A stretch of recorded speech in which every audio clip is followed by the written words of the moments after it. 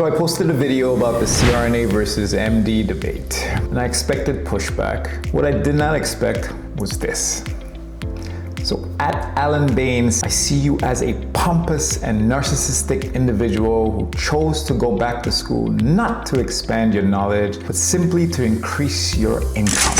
Or this, Jaja Banks, 5713. Sorry, buddy, your calm demeanor does not negate the fact that a lot of what you said is just not true about the gap. Both CRNA and MD are service providers, full stop. And honestly, this one, Pippi Jean. So as a 23-year-old black man with a wife and child, I don't really want to be a nurse as much as I want to be a doctor. Seeing someone who looks like me walk that path is really inspiring.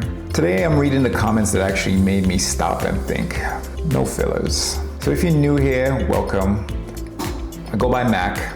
I'm a CRNA turned anesthesiology resident, and I run this channel to document the transitions as fair as honest as I see. Now recently on this channel, I put out a video called the CRNA versus MD debate from someone who's been both. It got more traction than anything I've posted, and the comments section became, well, a lot. Well, some of it was expected, some of it kind of surprised me, and a few comments generally made me reconsider how I was framing things. So today I'm gonna go through 5 of the most important threads.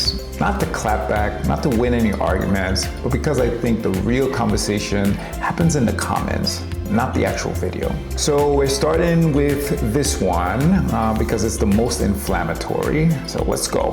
Alan Bain. So I saw you as a pompous, narcissistic individual who chose to go back to school, not to expand your knowledge, simply to increase your income. It seems less about professional growth and more about status and financial gain. All right, let me address this directly. So I practiced as a CRNA in numerous environments. I was good at it. I was proud of it. And when I decided to go back to med school, I took a significant pay cut. I went into debt. I had years of training. And honestly, if it was about the money, I did the math wrong. I messed up there, guys, so apologize. Now, could I have framed my motivations better in my original video? Probably. I mean, I'll own that. But there's something in this comment that I want to name out loud. The idea that wanting more for yourself automatically means you're diminishing someone else. Now, I don't subscribe to that. Growth is not an insult to the path you left. I've said it before and I'll say it again. CRNAs deliver excellent care. This is not lip service. That's 10 years of lived experiences. I want you to know, but I want to know what more felt like. And I was willing to pay the cost to find out. That's the full answer. The next one is the most substantive exchange in my entire comment section. 8 replies, 2 people who clearly know what they're talking about. Jaja Banks. So CRNAs manage that bridge every single day in solo practice states. Rural hospitals and ASCs with no MDAs in the building. Not on the phone, not available, gone. Who do you think is holding that bridge? This is the strongest version of the CRNA argument, and it deserves a real answer, so I'm not gonna dismiss it. Everything this commentator said about the solo practice, that's facts. The outcomes data broadly supports independent CRNA practice. I've never disputed that, and I will not. Here's something to think about though. Outcome data, well, that tells us whether the basic preparation is sufficient for the majority of cases encountered. Now, what it doesn't do, it doesn't tell us whether the preparation pathway itself is identical. Those are related claims, but they're not the same claim. The gap I talk about isn't a comment on individual competence. I know CRNAs who've forgotten more anesthesia than most people will ever learn. The gap I'm talking about is architectural. It's about what you're exposed to before you ever get into the operating room. Whether that changes what you reach for when the case doesn't fit the pattern. So here's the thing that struck me about this thread. At one point, he or she said, no, bear with me. I'm gonna read this exactly because it's honest. If I was to do this again, I'd go MDA simply because in the end, it's less work for more money. That right there, that's more honesty than most of the CRNA versus MD debates ever produces. And I respect the hell out of it. We don't have to agree on the gap, but what we do agree on is that the system creates incentives that shape these decisions in ways that have nothing nothing to do with patient care. And that's a conversation worth having. So 2 separate commenters made a version of this same argument.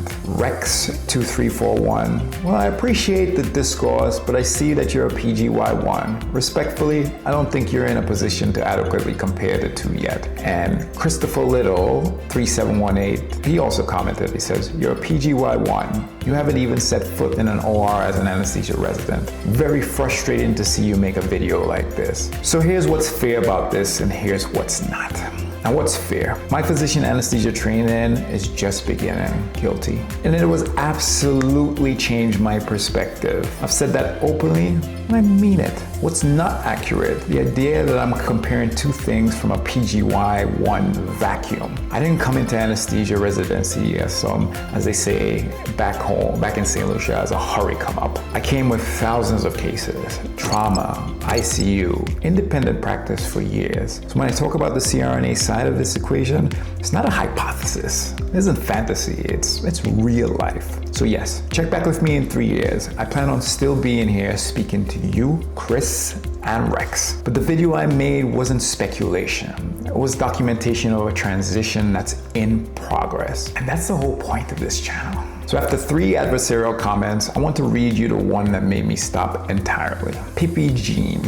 As a 23-year-old black man with a wife and child, I really appreciate this video. I always wanted to go to medical school, but after high school, I chose nursing so I could support my family faster. Now I'm torn between CRNA and going all the way to med school. The truth is, I don't really want to be a nurse as much as I want to be a doctor. Seeing someone who looks like me walk that path is really inspiring. Thank you for sharing your story. Now this comment got about 43 likes at the time of production of this video. That tells me that he's not the only one feeling exactly like this. Now I want to speak directly to him and to everyone who reads that comment and felt something. The question isn't really about CRNA versus MD. The question is this: when you're 45, 50 years, 60 years old even, which version of yourself do you want to have become? If the honest answer is physician, then the cost is worth calculating, not avoiding, calculating. The fact that you're thinking about your family, the finances, the opportunity cost at 23, that says to me that you're already thinking like someone who can actually do this. I made this channel partly for people exactly like you, and I'm going to keep being straight about all of it. The debt, the ego hit, the hard days, and the reasons it's worth it, to me at least. Last one, and I saved this one for a reason. This came from a fellow CRNA, 26 years of practice, military background. So Deliverance 1991. Oftentimes, when crap really hits the fan and you need help, you want the best provider in the room to give you a hand. And from my experience, that could be an anesthesiologist or a CRNA. That is it. That's the whole conversation. Not which credential wins, not which training is superior in a vacuum. Who's the best provider in this room for this patient right now? And the answer to that question changes based on the case, based on the environment, based on the individual. That's not a cop-out. That's the most honest thing I know how to say about this. The ego piece, the tribalism, the idea that one credential makes you more valuable as a human being than another, that's where we lose every single time. Thank you to every single person who left a comment, including the ones who came with all the smoke. Actually, especially those. See, this is where the real conversation lives. Now, if you made it this far, thank you, genuinely. Subscribe if you haven't. Drop a comment with the reaction that subscribed you the most. And if you're someone like the young man who left that 4th comment, keep going. This channel is for you.